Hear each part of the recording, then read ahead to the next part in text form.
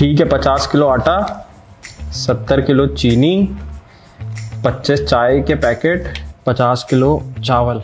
ठीक है, हाँ मैं जा रहा हूँ। अरे क्या हो गया भाई, तुम्हारे घर पे कोई बड़ी दावत है क्या? दावत? अबे भाई तुम्हें नहीं पता क्या, मुल्क डिफॉल्ट होने वाला है। तो डिफॉल्ट होगा तो तुम ऐसे जंगी हालत में क्यों भाग रहे हो? भाई जब मुल्क डिफॉल्ट होता है ना, तो ना कुछ खाने को होता है, ना कुछ पीने को होता है, ना तेल होता है, ना गाड़ियां चलती हैं, ना दफ्तर खुलते हैं और ना ही स्कूल खुलते हैं। वैसे क्या मतलब होता है डिफॉल्ट होने का तुम्हारी नज़र में? मुल्क बिल्कुल खत्म हो जाता है। क्या आपको भी यही लगता है कि मुल्क डिफॉल्ट होने का मतलब मुल्क खत्म हो जाना होता है? जिस सूरत हाल से पाकिस्तान अभी गुजर रहा है और जिस तरह की खबरें चल रही हैं, हर शहरी के जहन में कुछ सवालात हैं कि ये डिफॉल्ट क्या होता है, डिफॉल्ट के बाद क्या होता है और डिफॉल्ट से बचा कैसे जा सकता है। और एक और बात, क्या पाकिस्तान सच में डिफॉल्ट होने वाला है?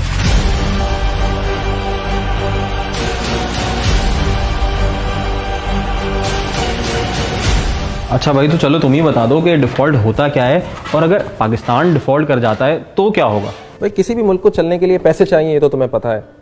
तो पैसे कैसे आते हैं? या तो मुल्क बहुत सारा सामान बनाता है और बाहर बेचता है और वो बाहर से पैसे या डॉलर्स कमाता है। दूसरा तरीका ये होता है कि उसके बहुत सारे लोग बाहर काम करने जाते हैं और वो रेमिटेंस भेजते हैं, तो उससे डॉलर्स आते हैं। तीसरा तरीका ये होता है कि मुल्क डॉलर उधार लेता है और उस उधार को उतारने का जब वक्त आ जाता है, या उसकी किस्त वापस करने का, या उसके ऊपर सूद वापस करने का, और जब मुल्क के पास पैसे नहीं होते तो वो अपने आप को डिफ़ॉल्ट डिक्लेयर करता है। ये होता है डिफ़ॉल्ट। दूसरा सवाल तुम्हारा है कि अब डिफ़ॉल्ट कर गए तो क्या होगा? भाई तुम समोसे पकौड़े नहीं खा सकोगे। हैं? क्या मतलब? ये समोसे पकौड़े कहाँ से आ गए बीच में?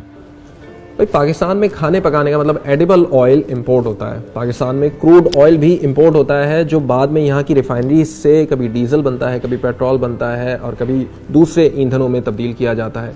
इसी से बिजली भी बनती है। पाकिस्तान में गाड़ियों के इंजन भी इंपोर्ट किए जाते हैं और पाकिस्तान में बहुत सारी मशीनरी जिनसे हमारा मैन्युफैक्चरिंग और टेक्सटाइल सेक्टर चलता है, वो भी इंपोर्ट होते हैं। तो अगर पाकिस्तान डिफ़ॉल्ट कर जाता है, उस सूरत में उसको कोई बाहर का मुल्क कोई सामान इंपोर्ट करने की इजाज़त नहीं देगा, मतलब लेटर ऑफ क्रेडिट उसको नहीं देगा। लेटर ऑफ क्रेडिट ऐसे काम करता है कि जब आपको कर्जा चाहिए होता है तो आप बाहर के किसी बैंक को लिख के देते हो और वो बैंक फिर उस कंपनी को, जिसने या तो कर्जा देना होता है और या तो कोई चीज़ फराहम करनी होती है, उसको लेटर ऑफ क्रेडिट अप्रूव करके देता है कि हाँ मैं गारंटी लेता हूँ कि ये जो शख्स है या ये जो कंपनी है या ये जो मुल्क है, ये पैसे तुम्हें वापस करने की सकत रखता है। लेकिन डिफ़ॉल्ट हो जाने के बाद हमें ये लेटर ऑफ क्रेडिट नहीं मिलता।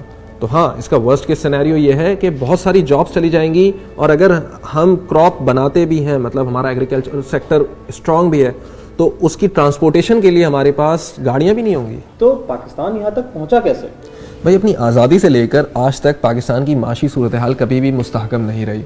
इसकी कुछ वजूहात तो बाहर की मतलब एक्सटर्नल हैं, लेकिन इंटरनल भी बहुत सारी वजूहात हैं। मिसाल के तौर पर पाकिस्तान की जितनी आमदन है, मतलब अगर $100 आमदन है तो पाकिस्तान का खर्चा $220 है।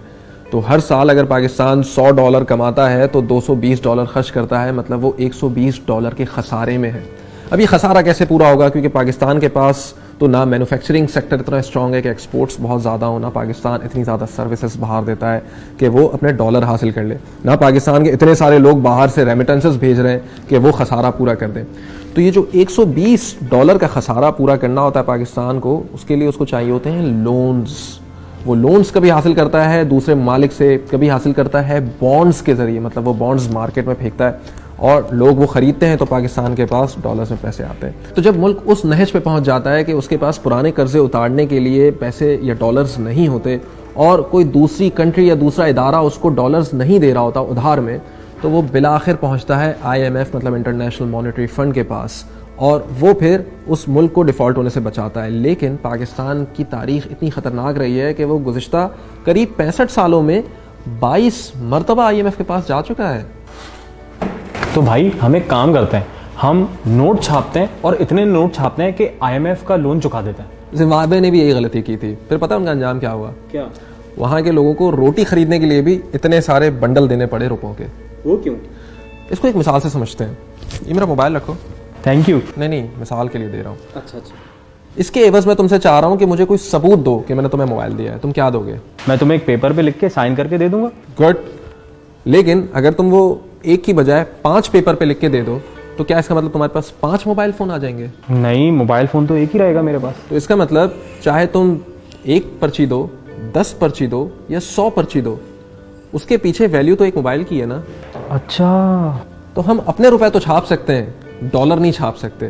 तो हम जितने ज़्यादा रुपए छापेंगे, डॉलर की कदर उतनी ज़्यादा बढ़ती चली जाएगी। तो अगर आज $1 के मुकाबले हमारा पैसा 220 रुपये है, ज़्यादा पैसे छापने से हो सकता है वो 300, 400, 500 रुपये हो जाए, क्योंकि हमारे पास उसके पीछे बैकअप करने के लिए कोई वैल्यू नहीं है। तो यार अगर पाकिस्तान डिफॉल्ट कर जाता है तो फिर क्या होगा? मतलब हम रिकवर कर पाएंगे क्या? पाकिस्तान कोई पहली कंट्री नहीं होगी जो हाकिम बदहन डिफ़ॉल्ट कर जाएगी। आज से पहले करीब 100 से ज़ायद कंट्रीज़ डिफ़ॉल्ट कर चुकी हैं। और फिर ये होता है कि IMF बीच में पड़ता है या दूसरे ममालिक बीच में पड़ते हैं, वहाँ पे ह्यूमैनिटेरियन एड के नाम पे या मुल्क की रिकवरी के नाम पे उनको कुछ शराइत पेश करते हैं और उनको खाने पीने की एसेंशियल आइटम्स देते हैं, और साथ में ये उनसे वादा लेते हैं कि आज के बाद वो अपनी चीज़ें रिफॉर्म करेंगे, अपनी पॉलिसीज़ बदलेंगे, और अगर उनको कोई उधार मिलेगा तो उसके बदले उनको ज़्यादा इंटरेस्ट रेट्स देने पड़ेंगे। और आहिस्ता आहिस्ता वो रिकवरी के पाथ पे कंट्री स्टार्ट होती है और रिकवर कर जाती है, जैसे स्पेन है।